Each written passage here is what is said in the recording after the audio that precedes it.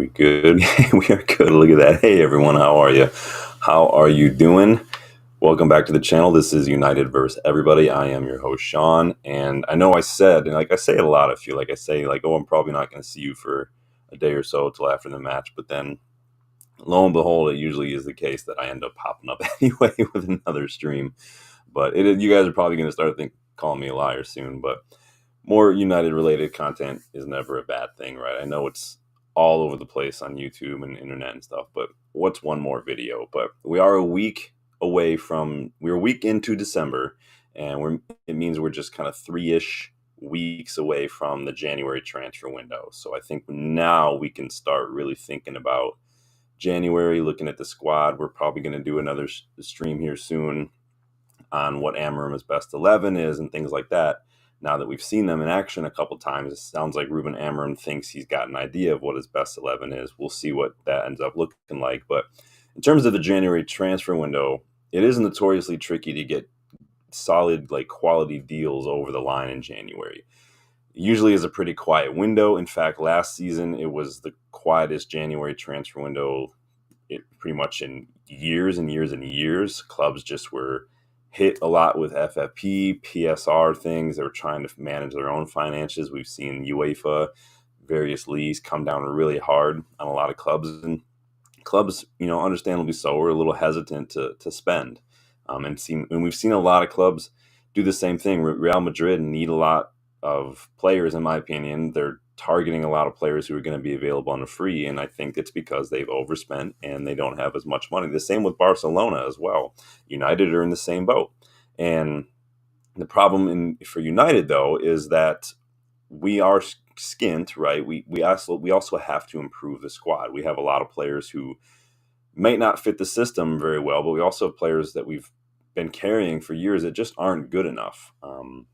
Now, I've done a couple videos already in terms of transfer targets overall. Like, I did the one a couple weeks back on positions and players for Ruben Amorim's system. So that's overall. That's like a summer window thing. Today, though, we do need to improve. We have very little money to work with because we're working within PSR stuff. So we're going to have to look at getting creative and shopping in the bargain bin for January transfers. But that's the whole point today. Go check out that other video too if you get a second. But today is all about bargain hunts, all right?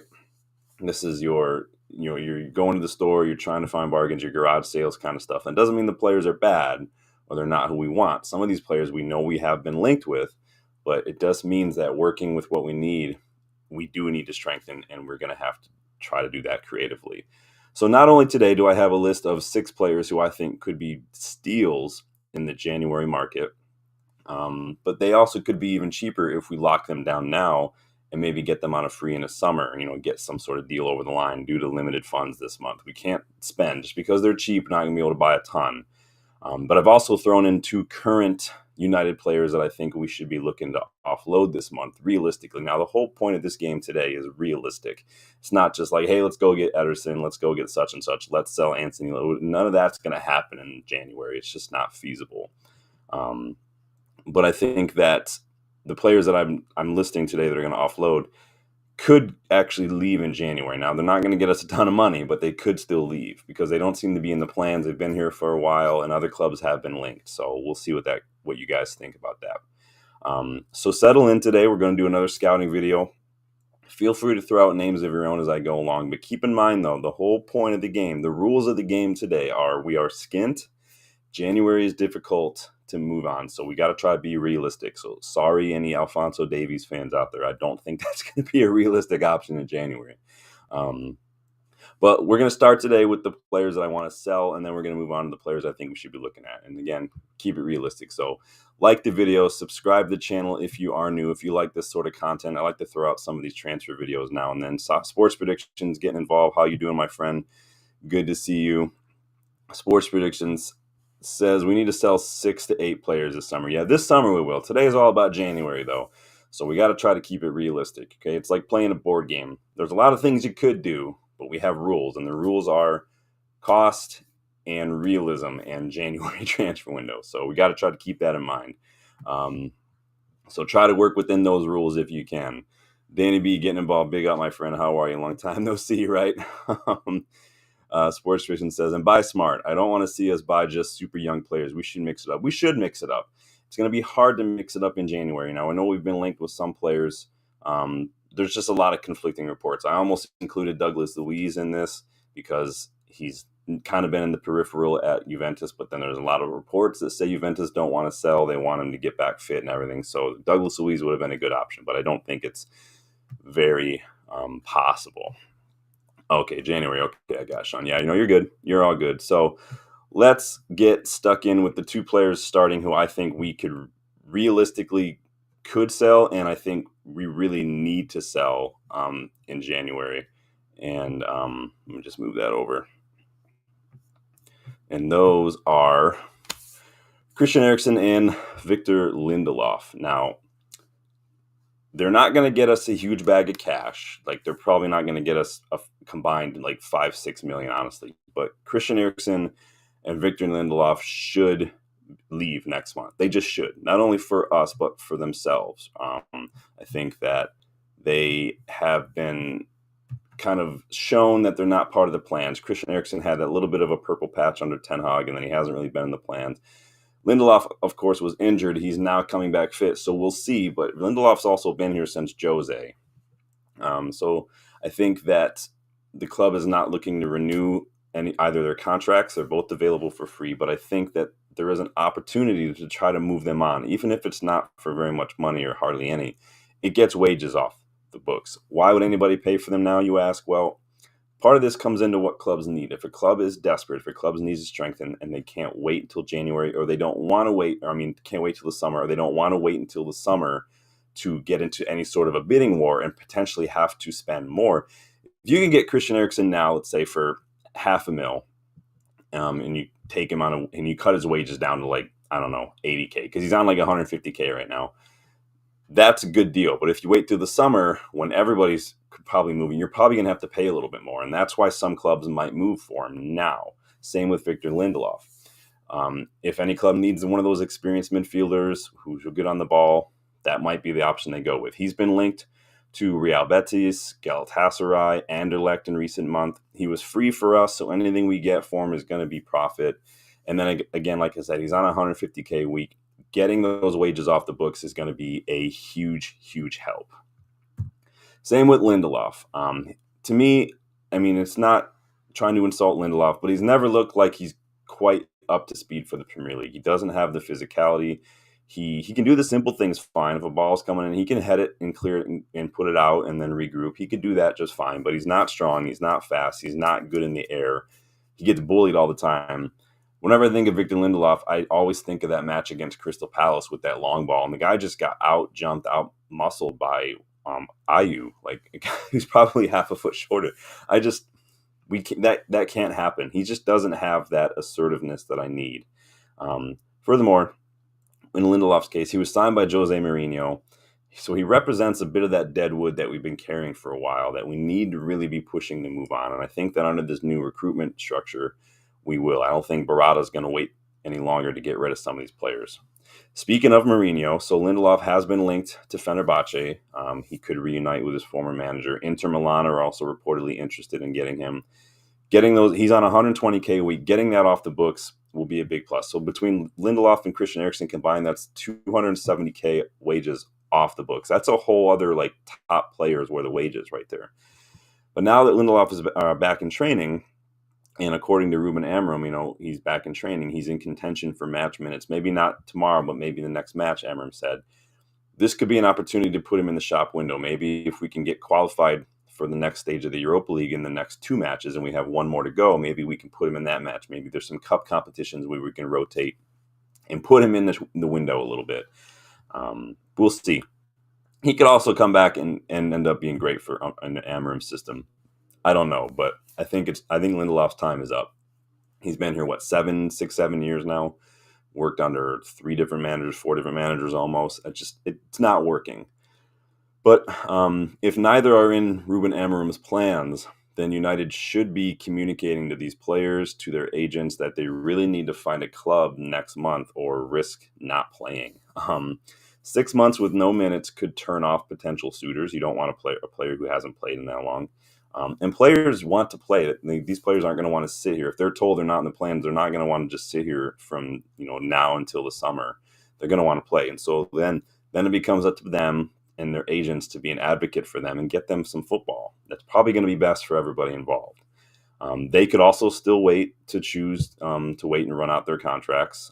It happens all the time nowadays. So it is what it is. But those are the two players I think realistically could be sold. I could have included Johnny Evans, but he's injured. He's still not training. I don't think a January exit looks likely. There's probably a good chance he's going to retire anyway.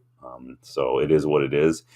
McGuire also could have made the list, but honestly, I can't imagine us losing 3 center backs in one calendar year. I think that's a lot. And honestly, if I had to choose, and I've said a couple times, if I had to choose between one of McGuire, Lindelof, and Evans to keep, it'd probably be McGuire. And a case could also be made that Altay Bayındır should, for his own sake, look for another club in January. I think he should push to go back to Turkey or something, but I don't know if we're going to be open to that right now because who's Tom Heaton? Could Tom Heaton just come and take over for the next 6 months and we could let Bayındır go? Honestly, Bayındır we could probably sell for a little more, but we only paid like $5 million for him, so it's not that out of the realm of possibility here. But you guys let me know your thoughts on Eriksen and Lindelof. Those are the two realistic. Again, the name of the game is, the rules are January realism. What's possible in January, both sales and transfers, because it's a hard month to buy in. We don't have many players and we're skint. So Sportscription says, I don't think we should buy in January, but that's just me. I don't have any ideas. There's no problem.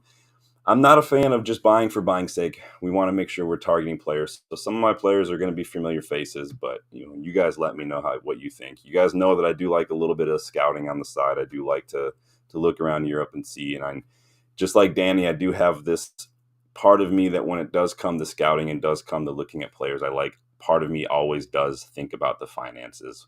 Do I want to spend $100 million on one player, or what do I think with some good scouting we could go get some lesser known players and maybe get 4 players for that same price? That's how my mind works, because some of these players that don't cost a lot are very, very good. You see it with Brighton all the time. Rich, how are you, my friend? I know, a long time no see. Well, yeah, good video earlier. A lot of that stuff we were talking about in the video earlier for Rich's channel is similar to what I was talking about. So I didn't want to get too involved in that channel, but I was saving it for mine.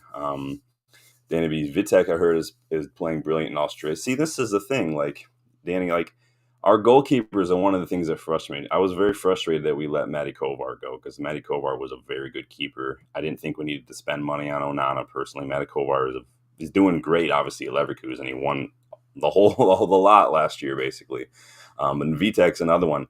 See, if we let Bayındır, this is why I don't think maybe Bayındır is realistic for January. We might want to wait and see if Vitek wants to come back and be understudy, maybe rotate a little bit.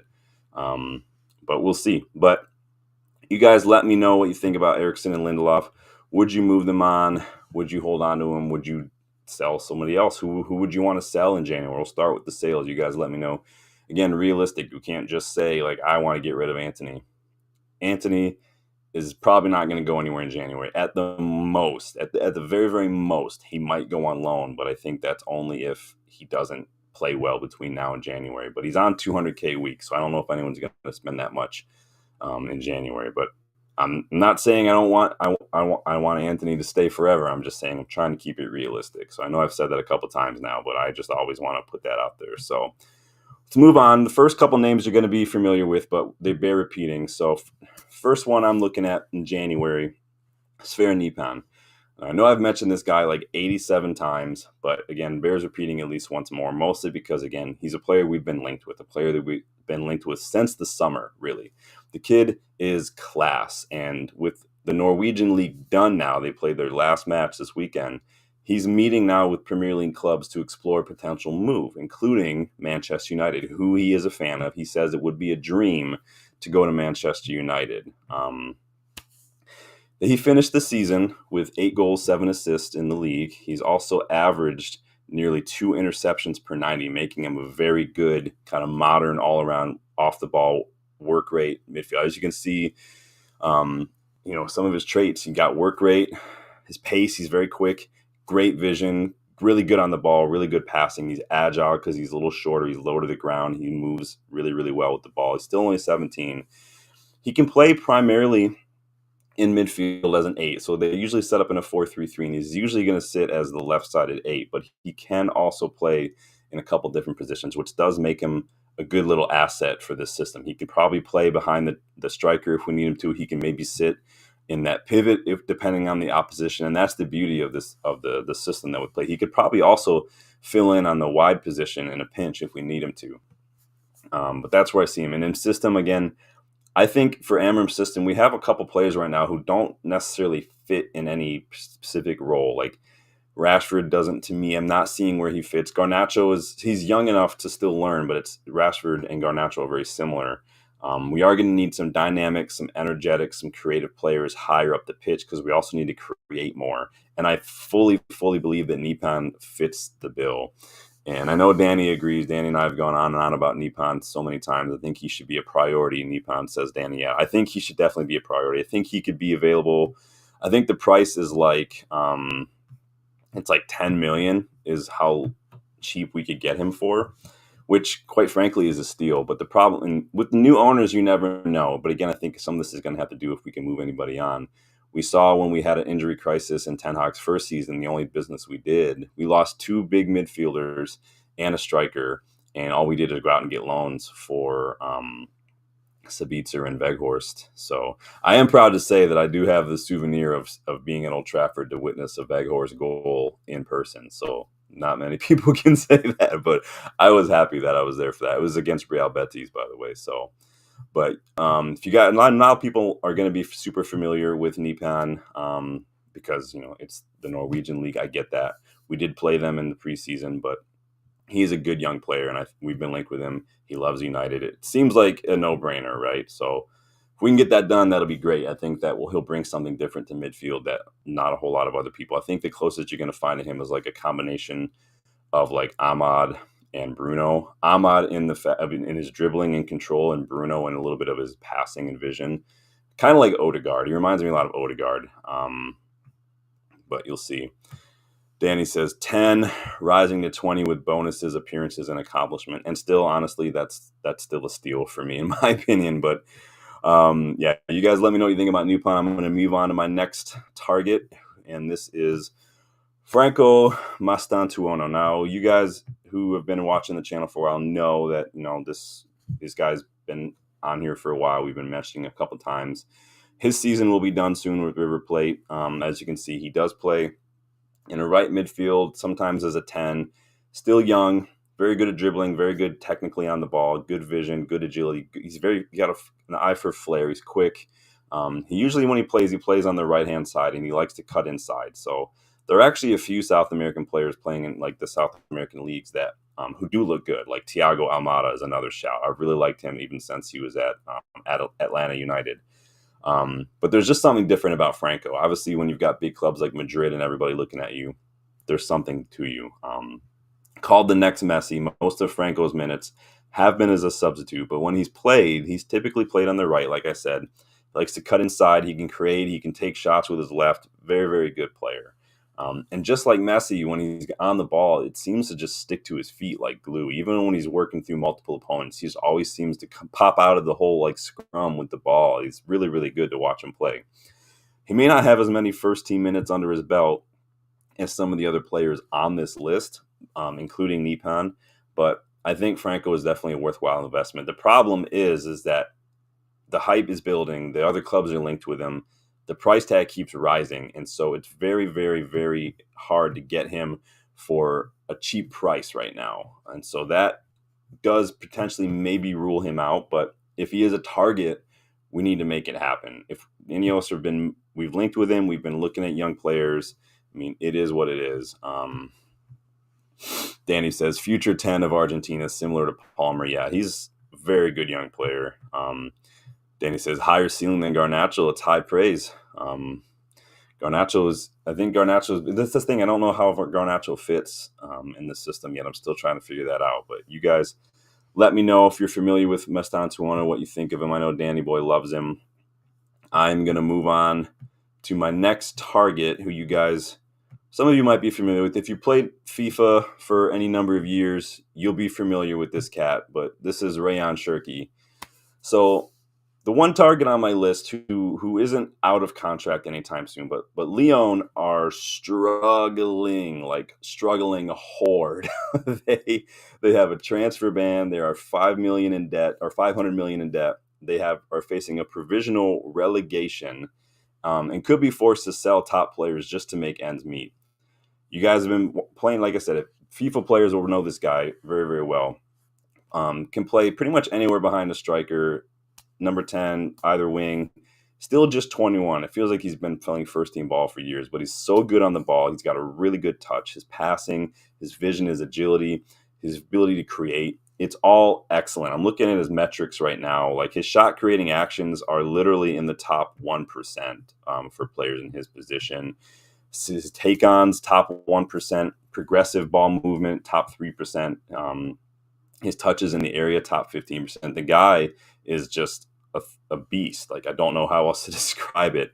And while he's young, Cherki has been playing first team ball for a lot of years, like I said. He's actually currently fourth in the league for successful dribbles per 90. Now, let me check with what you guys are jumping in. Justin popping in. How are you, my friend? Playing phone tag all week long, my guy. What's good? Who should we bring in next month, boys? I'm doing it right now, man. Jump in with your thoughts. United TV says Davies. Yeah, Rich. I mean, I threw him on here earlier. I mentioned him. We'll see what happens. I don't want to get into a bidding war. And I think in the summer, yeah, for sure. If we wanted to go all out, get him and lock him in for the summer and get him on a free, I think that to be possibly. I just don't see that happening in January. But I've been wrong in the past. But who knows?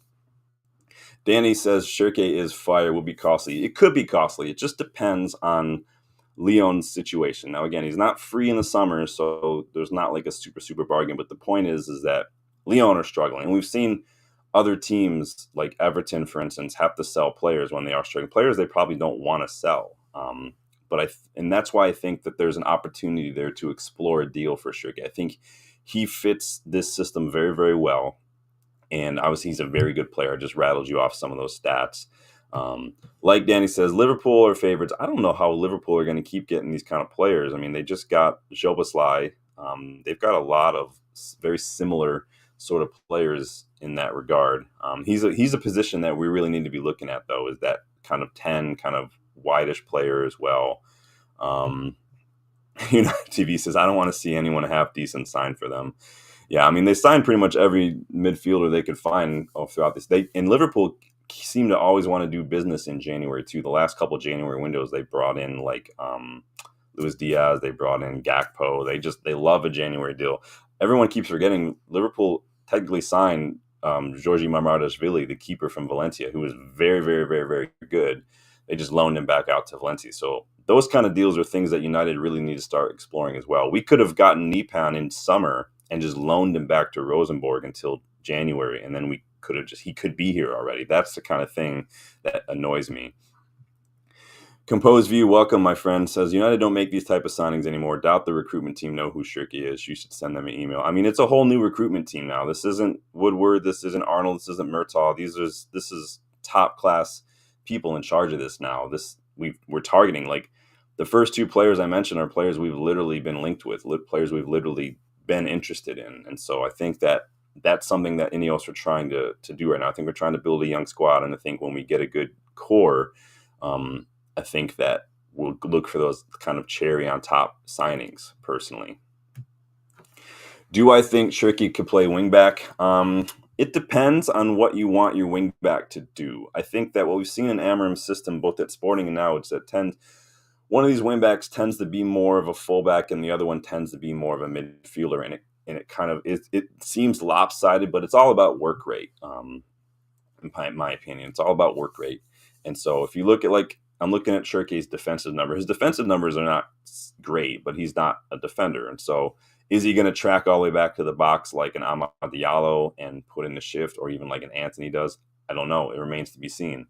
But as far as attacking them, this is why I think maybe he's going to be better behind the striker, personally. But I also say that about Amad. I think Amad will be better behind the strikers. It's not that I think he's bad in a wingback. I just think we're not getting the best from him, playing him in that wider role, personally. personally, but that's just my opinion. Composed View says that Danny is right. It smells like a Liverpool type signing. Annoying. I think Liverpool have been linked with him, and that's why. But I mean, a lot of big clubs are linked with a lot of big players. We're linked with pretty much everybody under the sun. Rich United TV says, hopefully we start acting smarter in the transfer market. We've been useless for years. We have been useless because the people who have been making these decisions have been useless. There's been little to no signings whatsoever, or like scouting, sorry, when it comes to this club for better part, more than a decade now. It's just sign whoever we think is going to be popular, basically. And then because there's no structure at a foundational level with managers, it's just sign whoever this manager wants, sack him in 2 years. Now we're stuck with this players, but now let's sign players for this manager. It's just, there's no plan there whatsoever. It's just like putting gas in a car with no wheels. You just, cool. You're not going anywhere. So Rich says, "Oh, make sure you smash the likes and subscribe. Appreciate it." We are close to 2K. We are on the road. We're not that far. We're like 4 or 5 away from 2K. And then when we do get 2K subscribers, we'll be doing this giveaway, the 21-22 shirt. It is a large. It is brand new. I'm not going to take it out of the packaging because I want you guys to have it fully brand new. But this will go to a giveaway winner. We've done a couple giveaways on the channel just as an appreciation for everybody. So we'll be sure to get those in for you. But I do appreciate the shout out, Rich. Thank you as always. So I want to move on. We're going to move on to a different area of the pitch now, because those are 3 kind of like players in behind the striker that I think that we've looked at. Obviously, we've been linked with 2 of them in Franco and Nipan. And then Cherke is one, again, recapping, just because Lyon are seriously struggling, and we could get him for cheaper than we would have maybe otherwise if Lyon weren't in a financial shit show right now. But moving on to the next player on my list.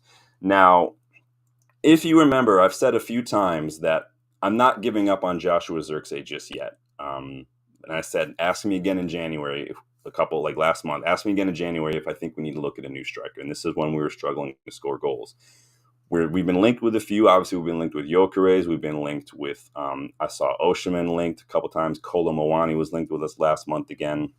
In a perfect world, right, Gyökeres would be the guy, but this is January we're talking about. And I don't know how much money we're going to have to throw around even come summer, and Gyökeres is going to be costly. But I think this guy could be an excellent addition to our attack, and that's Jonathan David. The guy's been banging in goals for years, and right now this season in Liga, he's already on 15 goals, 2 assists in all comps. Actually, I think he's just scored 2 more since I made this show, and I think that he's got 17 goals now and 2 assists. He also contributes to the build-up for Lyon's attack. He's in the 98th percentile for pass completion and the top 20% for progressive passes. So he's involved in the build-up. He's not just a poacher. He's not just a feed me the ball. He gets involved. Bonus, he's also in the mid-70s percentile for when it comes for tackles and interceptions for strikers. So he's more of a modern striker in that he's going to press a little bit and get more involved in winning the ball back. He's also out of contract in the summer. He's 24. I think he suits that more experienced striker role that we were looking for when we signed Højlund. You remember, Højlund wasn't meant to be the first choice striker. Højlund was meant to be learning from someone who was a little older. Now, Jonathan David isn't, 27, 28, but he is 24, and he's been scoring for fun. I'm going to read you off some of his goals over the years. So he moved to Lille from Ghent. But even in his final season again, he was on 23 goals, 7 assists.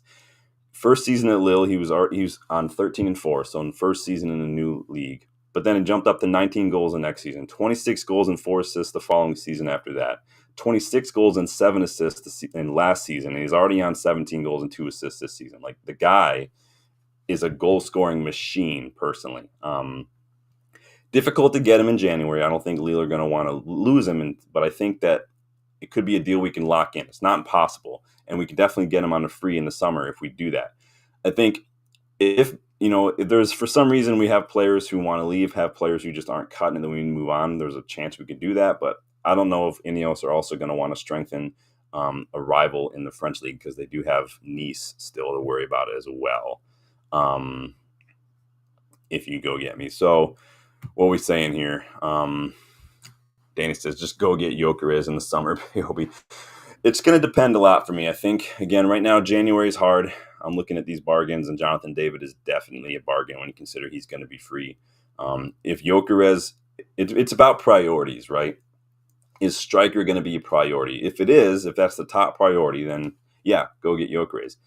If it's not a priority, comparing, Jonathan David, who's got very, very good numbers, if like I just rattled those off for you, like 20 some odd goals the last several seasons, and he could be free in the summer when we could really prioritize something world class on the left side, maybe get a couple, like a really good center midfielder as well. Like, then it becomes a little interesting, right? Dan, he's 24. So he's a little older, and he's been playing for a while. I know it feels like he's been around for a while. He's been linked with so many clubs too. Raja, how are you doing, my friend? Jumping in the chat. Good to see you, my friend. How are you? 10 not priority. Go get January. Danny says, we know Lille do business with us. Could happen. Yeah, I mean, we were linked with Angel Gomez. Obviously, Angel Gomez is there. I had him in another video. He's injured right now, so we'll see what happens. I don't want to buy an injured player. No one wants to buy an injured player in January, but it could happen. If Liverpool can go get Cody Gakpo midseason from PSV, who was literally like their top goal scorer, anything could happen, honestly.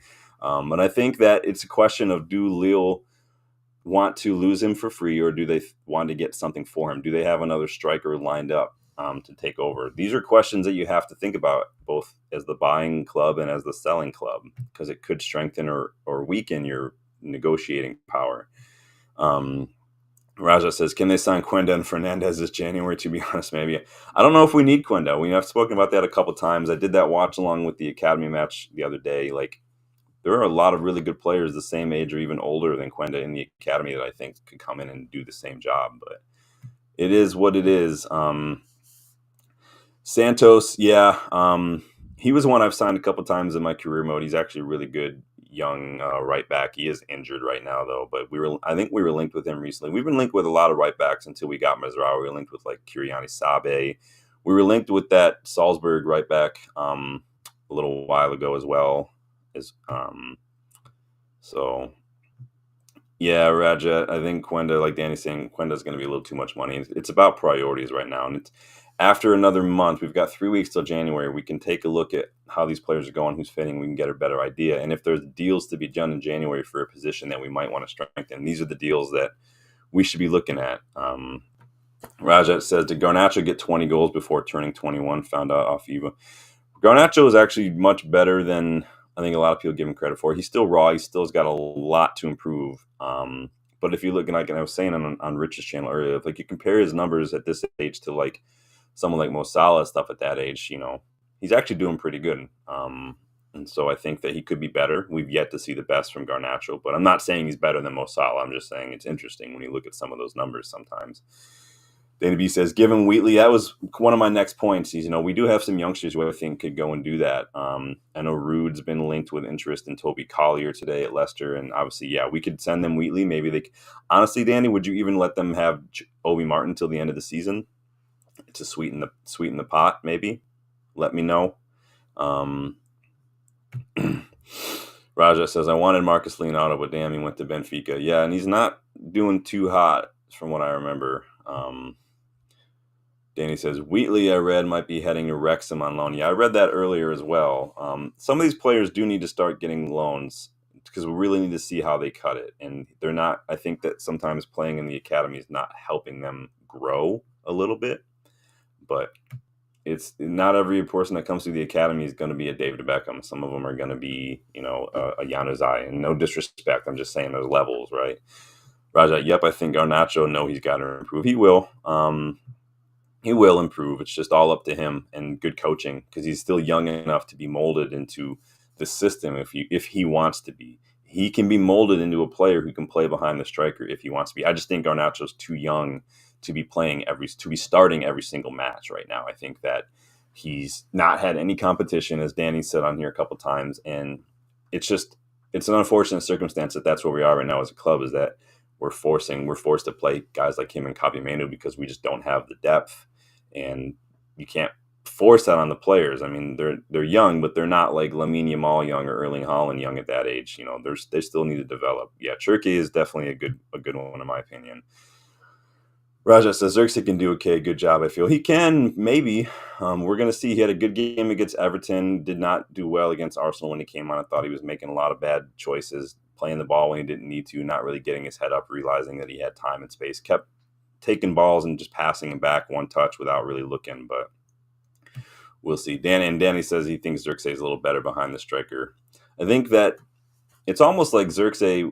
If we can move, if it was like a true 3-4-3 where there was like a false nine maybe, or like a diamond kind of a situation with Xerxes as like the 10, and he had two runners off either side of him, like a Garnacho and then like a Hoyland, where he can link up that way and he's got options. That could be really good for Xerxes, I think. Not only Garnacho's fault, the team is poor. The team is poor. You know, Garnacho makes mistakes, and no one's calling Garnacho a bad player because he makes mistakes. Everybody's going to make mistakes. He's still young, and I've said that many times. The one consistent thing you're going to get from young players is inconsistency, and we're seeing that from Garnacho. Why not try Xerxes as an auxiliary? I think Xerxes does not have the speed to play on the wing, personally.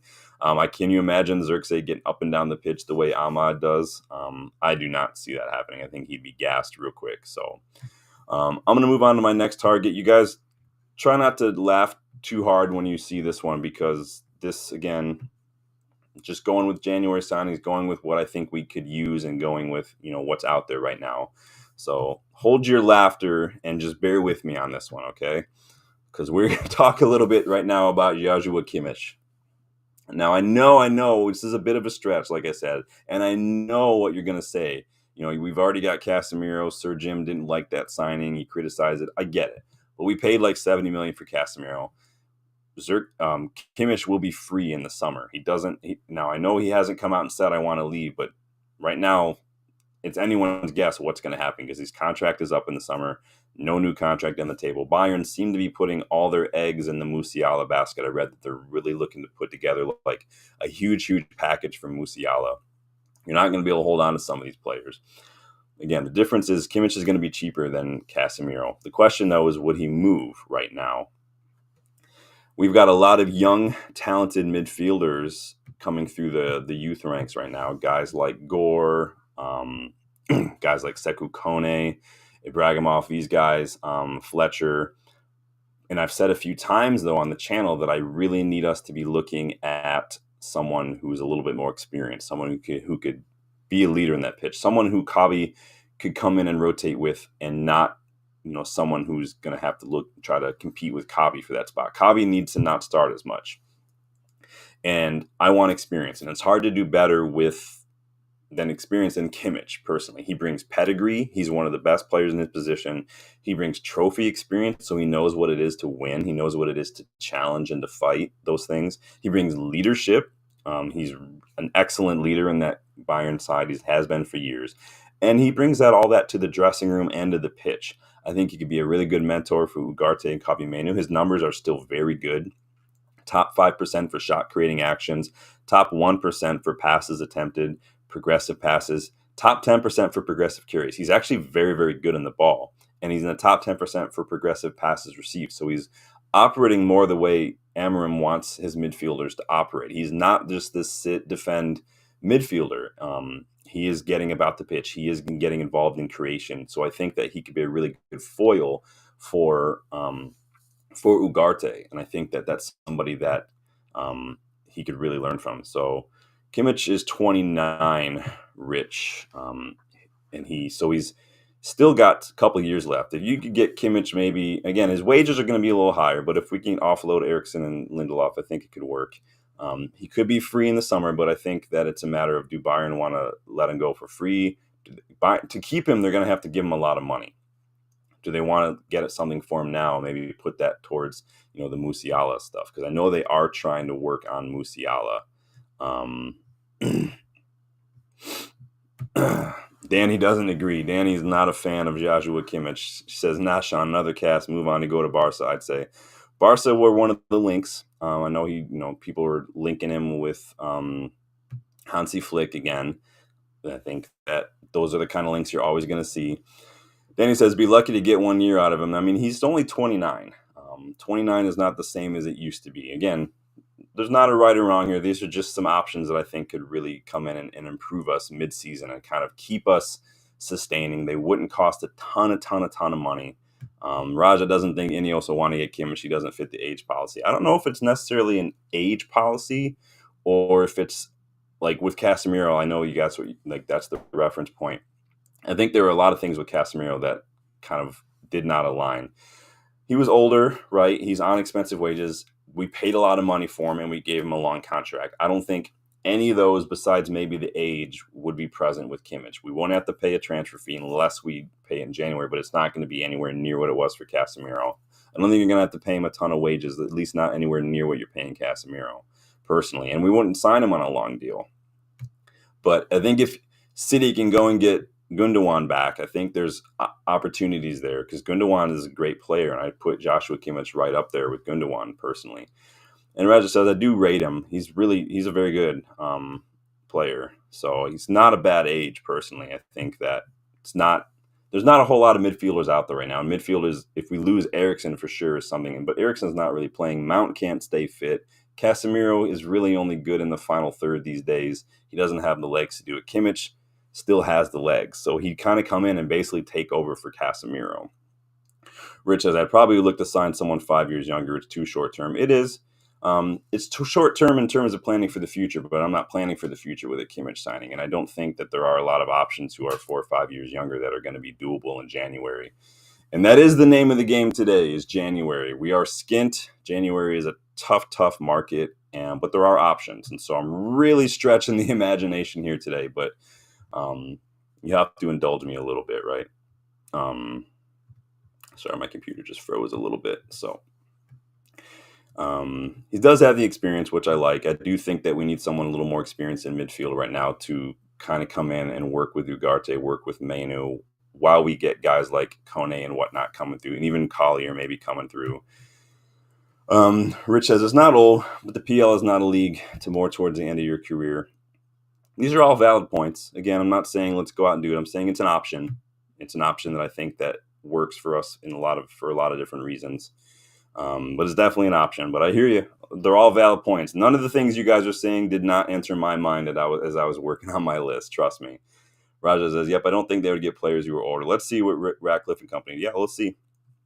Danny's getting creative. He's thinking like a director of football now. He says a 2-year deal with an option for another 250 a week, no Champions League, 200K a week wouldn't be a bad idea to replace Casemiro. Yeah, replacing Casemiro is going to be hard in terms of a simple in or out, just because Casemiro's got a few more years left on his deal, and he's on a lot of money. It would have to be like a Ronaldo situation, or somebody in the Saudi league just gets really, really bold or desperate in terms of Casemiro leaving anytime soon.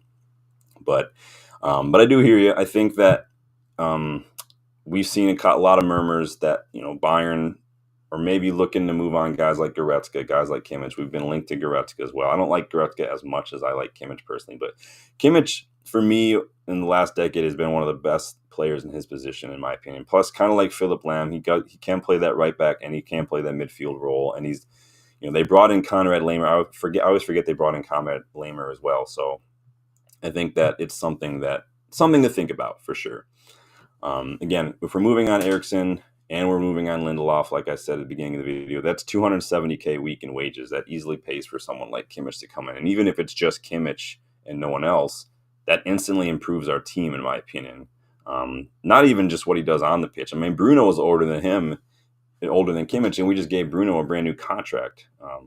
So I think that there's levels to the age thing. Not every 29-year-old is like shows it in their legs. Not every 29-year-old is like a Casemiro when they're already that age. Some 29-year-olds are very, very spry. They're very injury resistant. United TV says, I'm not against it if we move on Cass and Eriksen, but we want another young midfielder signing. Yeah, in the summer for sure. But that's why I'm looking at these deals now. And it's all about priorities. It's all about finances. We talked about Gyökeres to start. Gyökeres is not going to happen in January. If we do Gyökeres, if we decide at the end of the summer we need a new striker and we want Gyökeres, it's about priorities. That's why you have to do deals like this sometimes in order to do deals for someone like Gyökeres, because we don't have the money to go get a Gyökeres, to go get a 24-year-old midfielder who's best in class, to go get a top class left back. We don't have the money for that. We just don't. We can't go get Quenda, Gyökeres, Alphonso Davies, all this, and still work with him. We're not going to have the money. So we have to get creative. It's not going to be an overnight process. I know that's why a lot of fans, not calling anyone out here, but a lot of fans wanted like the Qatari bid because they thought money, overnight success, we're going to buy all these players. You can't do that. It's not how it works. It's not a good way of doing things, in my opinion. And we've seen that example in many different clubs. You have to be strategic. You have to plan things out. It's like playing pool. You got to look a couple moves ahead. You can't just look at the next move in front of you. Sometimes the most obvious move in pool is not the best move to make. And so we have to be a little creative right now. We're going to have to be a little patient.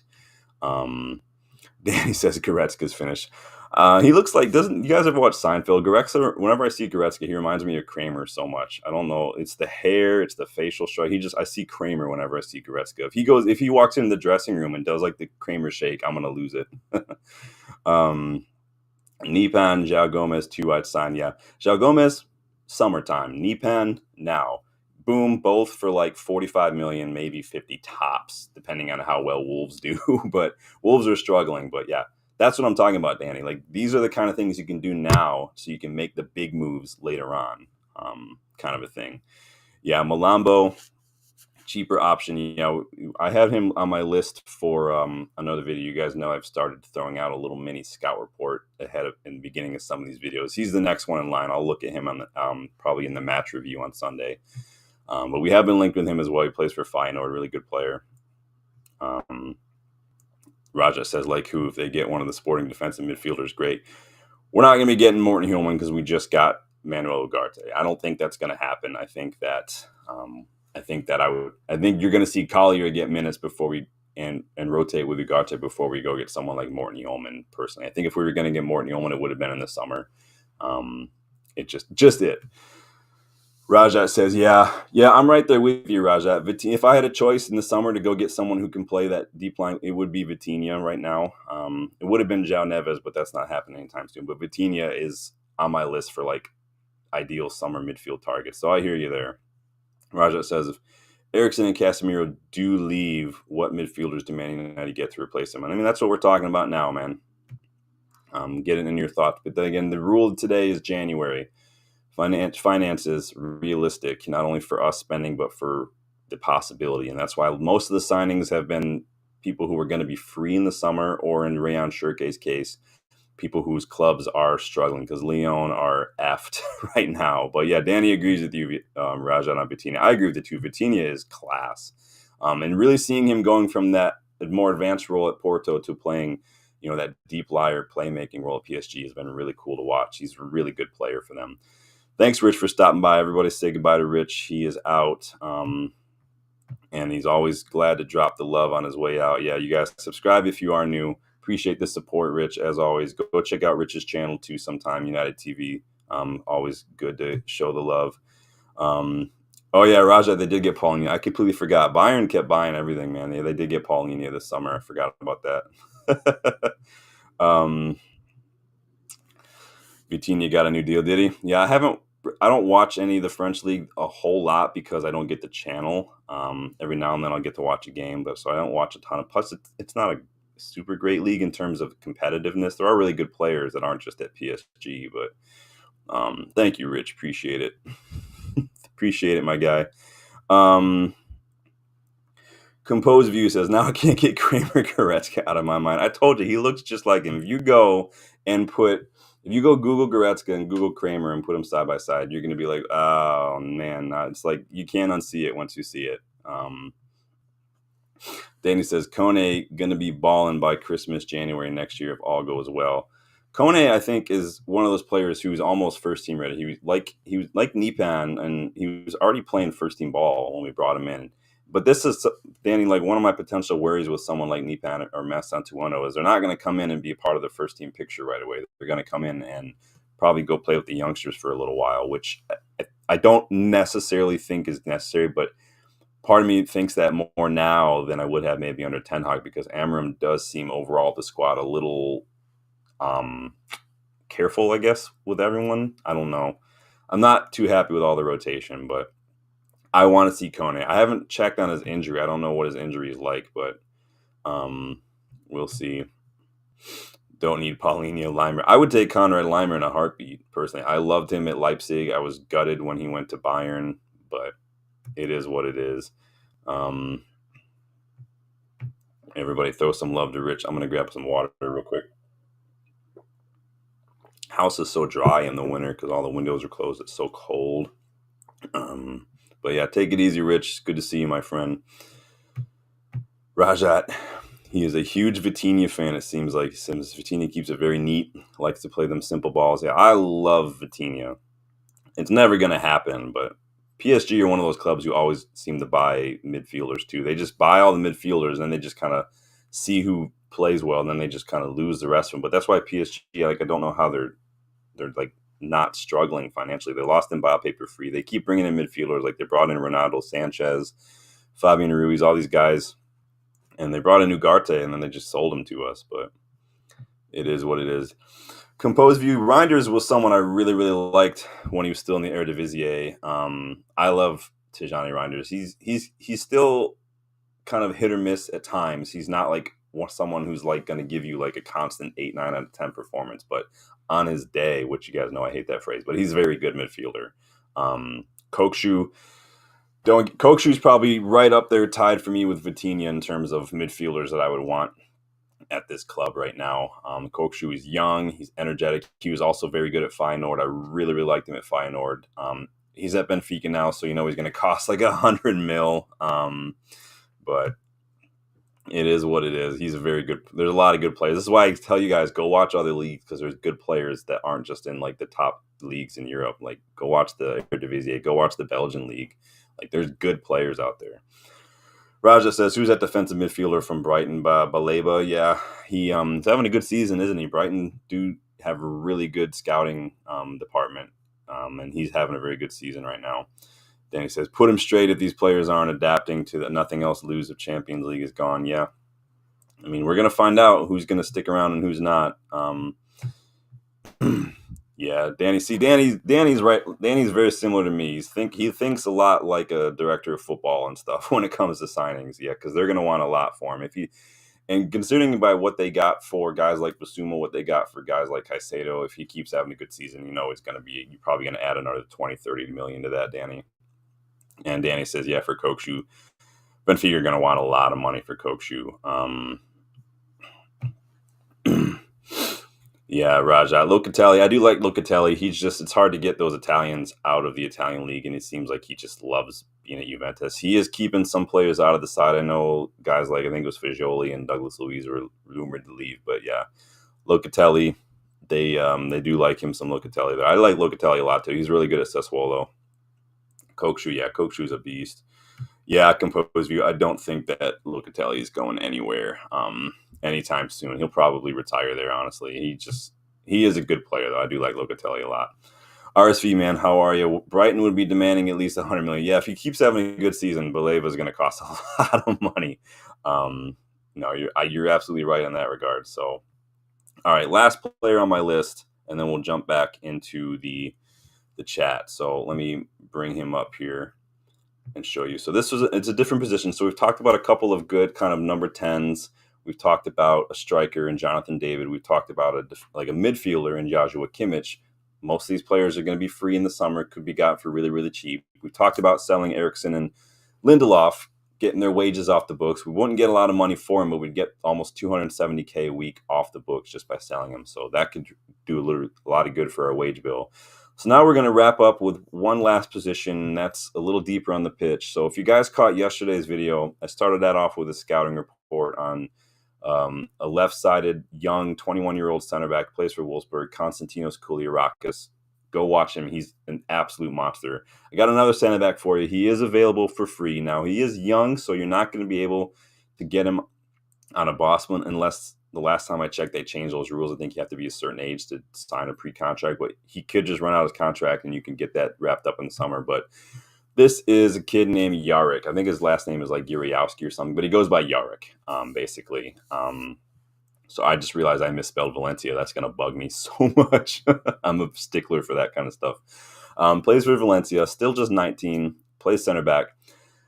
Bonus, he already plays as a left-sided center back in a back three, so he's got experience there. He's very, very, very, very good at tackling you guys. Like, he loves to tackle. He's very physical. He's got a really high ceiling, a lot of potential for. He's really highly rated right now. Real Madrid are looking at him. A lot of big clubs are looking at him. I love this kid. He's very, very, very good. He's turning heads this season. I love a defender who loves to defend. You guys know that, and this guy loves to defend. He's in the top 1% for tackles per 90, top 3% for clearances, blocks, aerial duels. The guy is just a defensive machine, and he's still just 19. That's crazy to me. We know that Ruben Amorim loves working with young players, especially young center backs. If you look at the center backs that he's worked with over the last couple of years, Ignacio, he's worked with for the last 4 years or so.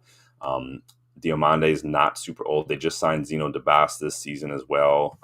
Who's the other guy? I always forget Fresneda, Quaresma, another young center back. I think the older one they had was like Coates, but he's got 4 young center backs. He loves a young center back. He's kind of like Jose Mourinho in that regard. He likes a young center back. But Yarrick has caught the attention of a lot of big clubs. He's linked to Inter Milan, linked to Real Madrid, like I said. Yarrick. I can't remember what now that I'm thinking about it. He is Spanish, I believe, personally. Yeah, he's Spanish. But also free in the summer. Now, you're not going to be able to sign that pre-contract, like I said. The best you can hope for is to lock him down and maybe just wait till the summer and get in a bidding war. Or you try to convince Valencia to let him go now so they don't lose him free. This is where maybe Lindelof could come into play. Maybe you could throw them Lindelof and just let them have Lindelof and let us pay a cheap fee for Yarrick. Personally, we've been linked with Branthwaite. The Branthwaite links won't go away. I think that Yarrick is much better than Branthwaite personally. But Rajat, don't get me started on the Caicedo thing when Ralph Ragnick was here. That's going to piss me off. RSV Penvico also loves scamming clubs like Nunez, Enzo, Fernandez, João Felix. Yeah, the João Felix thing was a travesty. Like, he was never worth that money, personally. Danny says on Yarrick, yeah, could be a smart, cheap January. He could be a really smart, cheap January transfer, Yarrick. I think that we're going to be losing probably 2 center backs. Luke Shaw's never fit, so I can't plan on him being fit to play that left-sided center back role. We've got Yoro, who is young, who probably shouldn't be starting every match. Like, he's good. He was really good in League. He's still just young, and I don't want him starting every single match. And so I do think we're going to need some options back there. And I don't think that looking at another center back, at least in January, if there's an option there. We've already talked about Olivier Bouchali, who's also going to be free. We could look at him as well. Yarrick will be free. There's a lot of options out there who come in and strengthen. Now, he's Spanish, Rajat. He looks like that Eastern European, but he's Spanish. Get Ignacio or Diomande. You're going to be spending so much money on Ignacio and Diomande, man. Like, a lot of money. Shankweight can piss right off. Yeah, to be fair, Branthwaite did us a favor and knocked about $30 million off of his price tag the other day, didn't he, when we played him? Because he was not having a good game, was he? But yeah, Branthwaite's good. He's just not as good as Everton seem to think he is. Danny B says they have a young mid, number 6'8" at Valencia. I can't think of his name. I'll look him up for you, Danny, because Valencia used to have a guy named Andre Almeida, but I think he moved clubs. He was a very good midfielder as well. Who is this young midfielder that you are speaking of, Danny? I'm going to throw out some names. Pepelu. I remember us being linked with Pepelu. He is a United fan, Pepelu. Oh, they do still have Andre Almeida. Yeah, he's young. Raja says, don't get English Lindelof 2.0. He looks to me like a Harry Maguire 2.0 personally. Where does he play, Danny, in that team? Oh, yeah, Javi Guerra. Yeah, I remember him. Has he always been? Yeah, we were linked with him not that long ago, like 2 seasons ago. I think we were linked with this kid, Javi Guerra. the other guy from Benfica. Who's he talking about, Rashad? Yeah, Javier, we were linked to them a few years ago. And then been quiet. We get linked to a lot of players though. When it comes to United, you never know if it's legit or not. More often than not, they just assume it's agents and whatnot or clubs trying to get interest. RSV says if this was Man United of the past, like Woodward or even Arnold Murtaugh, they would have signed Branthwaite for 80 million, offered him 200K a week. It would be another Maguire situation. Yeah, for sure they would have. And if this were Man United of the past, Pogba would already be back at Carrington training, and we'd see him in March when he was here. I can guarantee you that would definitely have happened. Although our idiot sticks in charge at the time probably would have said, "Here, take 90 million for him. Well, he's free. I don't care. We're going to spend 90 million on him because we can do things in the transfer market nobody else can do." Casta Lucaba, good defender. Nkapie, good defender as well. I think Nkapie was linked with Liverpool for a while, wasn't he? Silva, Raja, are you guys going on about someone at Benfica? RSV says it's a good thing they walked away from Branthwaite and focused on better, young, coming, talented CVs available. Yeah, I think that we're going to be much, much happier with Lenny Yoro. I think he's better than Branthwaite. I think if you watched him, he came on against Arsenal and looked like, he'd been playing at the top level for several years. He did not look like a kid who came in against Arsenal being down. He didn't look like he's a kid who came into his first match at the Emirates playing a very good Arsenal side. He didn't look like that. He did not. He reminded me, it was like literally watching Aaron Wan-Bissaka play. I've never watched Aaron Wan-Bissaka play and thought for 1 second that he was stressed or worried or anything. Like, he just always looks calm. And Euro had, I threw out some stats after that match. Euro had a good cameo, and he was my third point on my three thoughts. Like, he was a very good cameo. He's still young, like Manu, like Garnacho. I think he needs to be rotated in and bedded in a little bit more. We might not have a choice though. We'll see though. Composed View says Branthwaite will probably leave for free. He has signed a new deal at Everton. If we spend money on Branthwaite, that kind of money, that's a strike. That's a strike against Ineos, in my opinion. That just shows poor planning, poor prioritizing of funds and things. It shows just like I already didn't like that we didn't grab a left back when anybody with half a brain and a pair of eyes could see that we need a left back. But hard choice. Composed View, yeah. Yep, Real has crap players. I don't know if they have crap players. Raja says we'll take Branthwaite with much cheaper fee as 35 to 40 million, no more than that, 45 max. I just don't see what Branthwaite does that Harry Maguire doesn't, other than the fact that he's younger and maybe a little quicker, but I just don't think he's even that quick. He's good. He's not even that physical. He got bullied against us when we beat them 4-0. Like, I've never seen anything in Branthwaite that's made me think, yeah, he's worth that money. I just haven't, but it is. The interviews, there are quite a few good left center backs out there, says Kampuva. Yeah, we've talked about several of them. I did that one yesterday, Konstantinos Kouliarakis at Wolfsburg. We talked about Olivier Vachali, who's at PSV, who will be free in the summer. He's 27, I think, now. I just threw out Yarrick, who plays the left-sided center back at Valencia. He's 19. He will be free in the summer as well. Some good left backs out there, or left center-sided center backs out there. You don't have to spend a ton of money on either. I've talked about Abubi here over at Lens, really good young. Is he Uzbekistanian? I think he is, or something. Don't quote me on that. There are good players out there. Laporte, to be honest, off Nassau, maybe. Yeah, I've never rated Laporte personally. Again, this is where everybody's subjective and what they like in defenders and players and whatnot. I just never rated him.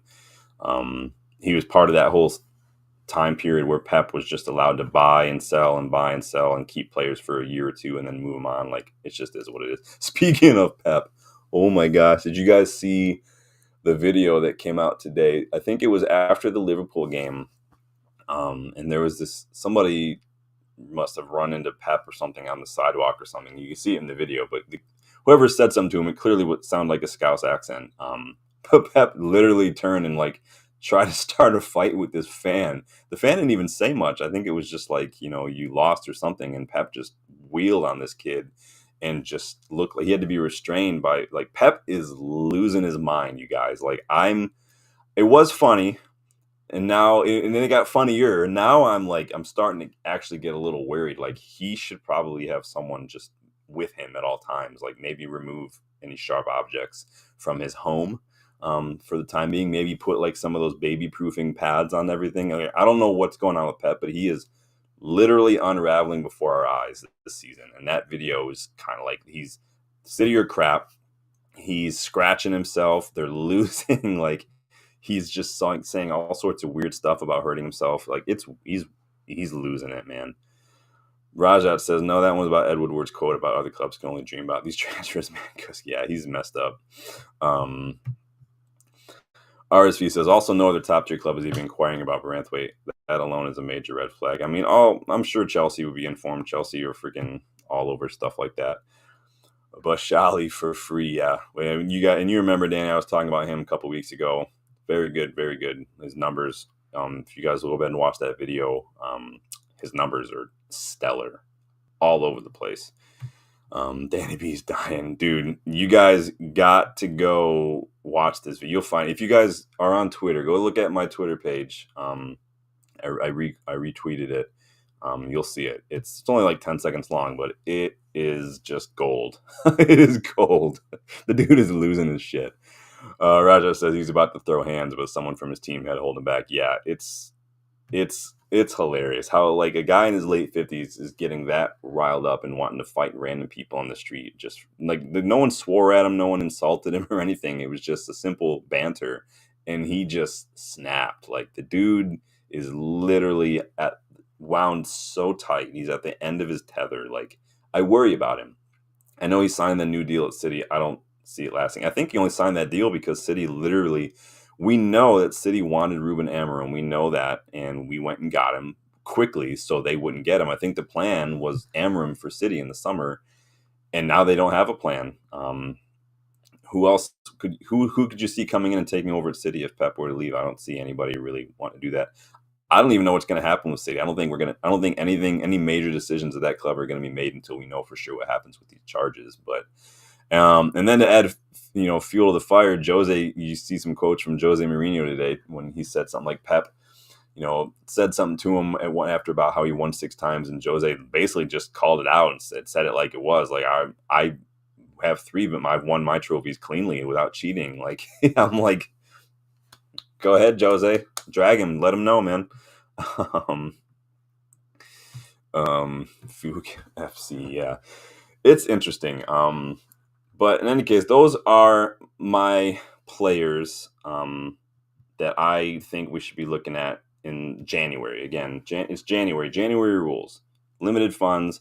Who's realistically available? You can't just be like, let's go get Ederson, let's go get Gyökeres. When it's not going to happen in January. It depends on, we need to strengthen in January. We need something different in the attack because, as you can see, we against Arsenal, we on the few chances we did get the ball forward, we just didn't know what to do with it. We need players who are going to do a little bit more in the final third, who can create. So that's why guys like Nipan are on there, Shirky are on there, Mestan Tuono I have on my list, Jonathan David, who is good at linking up, but also scores bags of goals every year. He will be free in the summer as well. Joshua Kimmich to come in, bring a little bit of leadership and trophy experience and pedigree and quality to that midfield that I think could, if you put Joshua Kimmich next to like Ugarte or even next to a Casemiro on a given day, like that's a top midfield. And then obviously Yarrick to end at center back, 19. Again, all these players, save Shirky, are going to be free. And sure, in Shirky's case, Lyon are literally facing a transfer ban. They're facing relegation. They are over 500 million in debt. They might not have a choice if they need to sell players. They might just have to, like, that's it. So, but you guys let me know. Go down to EFL too, bro. Yeah, City.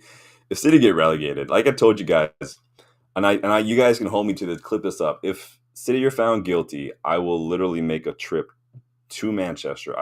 We will tailgate outside the Etihad. I will buy beer. We'll get the barbecue going. We'll get some lawn chairs. We will make a whole thing of it, and it will be great. If y'all, I mean, I don't know if you're over in the UK or wherever you're watching from, if you guys are familiar with the concept of tailgating, but basically it's just park in a parking lot in the front yard of a house or whatever along the street, and it's drinking, it's games, it's food, it's partying, it's ahead of time. Like, that's the way we do it here. So Danny B says Jose had the same fat transfer budget too, though at Chelsea. Yeah, he got a lot of players. Jose is very short term, and it's kind of like Conte in that regard. They do represent that era of I need what I need now, and I don't care what happens next. I don't care what the person behind me inherits, basically. Raja says Man United stole Eric Ten Hag, Fred, Sanchez, Maguire off Man City.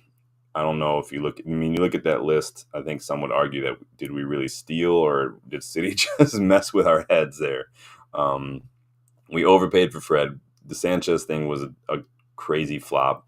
We overpaid for Maguire for sure. I liked Ten Hag when we signed him. I loved him at Ajax. It didn't end up working out. It is what it is. But Raja wishes Man United tried to do the Antonio Nusa. Nusa was somebody I really liked when he was at Club Brugge. Obviously, I think he went to Leipzig.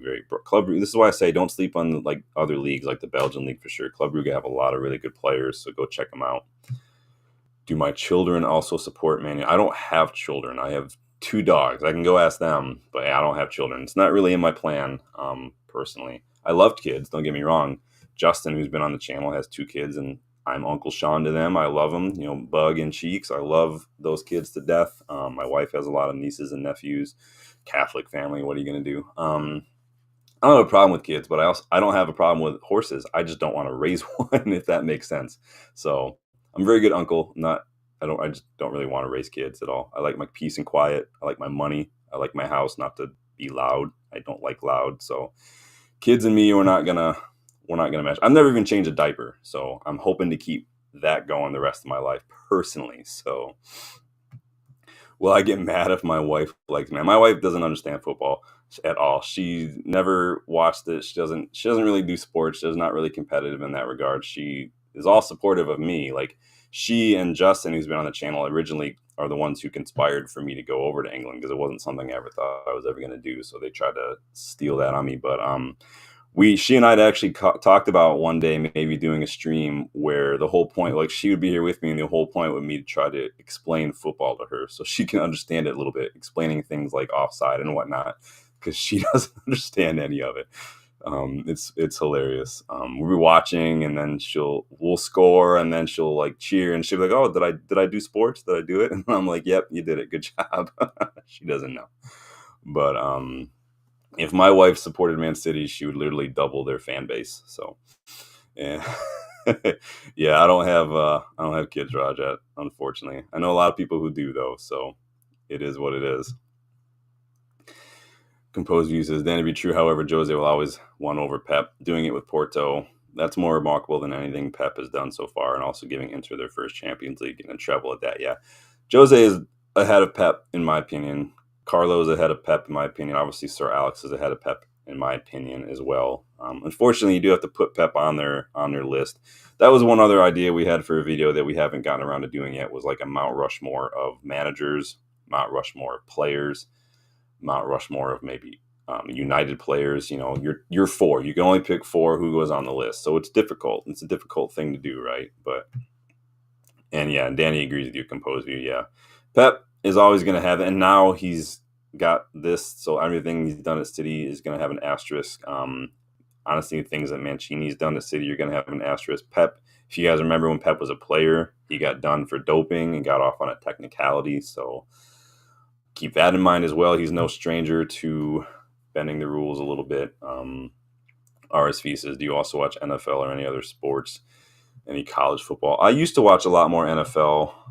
I stopped watching it as much in the last like decade or so, because a lot of the games are on late. They're all very long, and honestly, like I've said before on the channel, like watching football, like European football, has spoiled me because there's no commercials. I try to watch one NFL game, and by the time we're 3 minutes in, I've already had like 8 commercial breaks. I can't handle that. I tried to watch the Lions a little bit, RSB, when they were in the playoffs last year, but I couldn't make it one quarter into it. But I'm a Patriots fan. I've always been a Patriots fan. Obviously, Tom Brady went to school about 20 minutes from here for college. I've got family who live in Falmouth. Danny B, if you're big up New England. I've been to Falmouth. I've been to the Vineyard. It's nice. I know Falmouth is a little more touristy, and obviously Martha's Vineyard is very touristy, but I enjoyed it. I do like seafood, so but I like the South a little bit more. I love going to Louisiana. RSV says, ironically, that UCL Jose won with Porto. He benefited from a Paul Scholes disallowed goal when Man United faced him in the knockouts. Yeah, Jose benefits from a lot of things, doesn't he?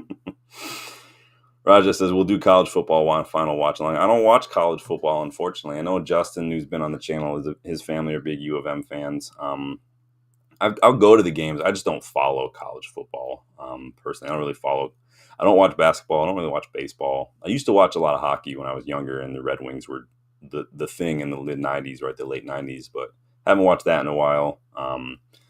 Honestly, footy's the only thing I really watch, and I watch probably too much of it. Honestly, like a lot of games throughout the day. So, thought Danny B was in the UK. No, I think Danny B lives in Boston. But in any case, that is going to do it for me. Those are my options. I know, some of these things they're kind of pointless in terms of just imagining and speculating and playing the what if game. I get it, but it is part of what I enjoy as well. The scouting, the leagues, the paying attention to the finances, the restrictions, trying to get a little creative. So I think that these deals, obviously, we've been linked with a few, so it's not like it's completely imagined, but I think there are deals that we could and should be looking at, and I think the deals do improve us as a squad. So you guys let me know. Again, if you weren't able to get involved in the live, no problem. Leave a comment. Let me know your picks. Disagree, agree. It is what it is. There's no right or wrong answers. Everybody throwing out their opinions. We are on the road to 2K, so when we get there, we will do a giveaway. And like the video, subscribe to the channel if you are new. I'll read a couple more chats before I dip out and let you guys get on your way. Pep has more style, agreed, and tremendous influence on modern-day coaches, yet to see him do it with a team that's subpar. I mean, really build a team. Even Klopp's achievement is remarkably better, yeah. I mean, I don't rate Klopp that highly personally, and it's not just me being a rival, being tribal. It's just it took him 4 years to do anything. They peaked for like 2 seasons, and then he hasn't done really much since. I mean, the guy in his 9th year at the helm did exactly what Ten Hag did in his first year in this league. If you look at Ten Hag's numbers compared to like his first 50 games, if you look at his first couple seasons, they're better than Arteta. They're better in Klopp in many ways. Like he did more in his first season here than like Pep did in his first season at City. And Pep inherited a team that had already won the league. Like, again, it is what it is. I mean, Pep has good ideas, but he can only make it work when he's got the best players at his disposal. I mean, we saw how much they unravel when they don't have Rodri. I mean, it just is what it is. And so while he's very good up here, I think that also because there is a little bit of genius there, you can't have genius without a little bit of eccentricity, a little bit of insanity, a little bit of unstable. So, but you let me know. I am going to leave it there for tonight. Yeah, Denny from in Boston. Yep. So my family's Irish. I've got my grandmother on my father's side was born there. She passed away about 15 years ago, but yeah, she was the big Irish side of that family. So right there with you. I do love me some soda bread. Danny, when it comes to soda bread, are you a raisins or a non-raisins kind of guy? Do you even like soda bread? I don't know. I assume maybe if you're Irish, you do. My grandma had a recipe. I don't like raisins, but her recipe didn't have raisins, but I do love soda bread a lot. It's one of my favorite things. So, but let me know what you think. Kind of random, but in any case, you guys enjoy the rest of your evening. If you guys are up early, you can watch. I think you might be able to watch the youngsters play tomorrow morning. They play really early tomorrow, but they will play as well. I think the women's team are back in action on Sunday. But until next time, until Sunday, probably after the match, yeah, non-raisins. I just don't like raisins. I never have, but it is what it is. But take it easy, guys. Thank you guys for stopping by. Thank you, Danny, Composed View. Thank you, Rich, for stopping by. RSV, Raja. I really appreciate everybody getting involved, helping the channel grow. Hit that like button, subscribe if you are new. And glory, Man United. Hopefully we get 3 points tomorrow. We got this one, and we got a tough one against City next. So let's keep it going. Let's try to get 3 points. Let's try to just shake off the Arsenal result. And I will see you guys later on. Take it easy. Cheers.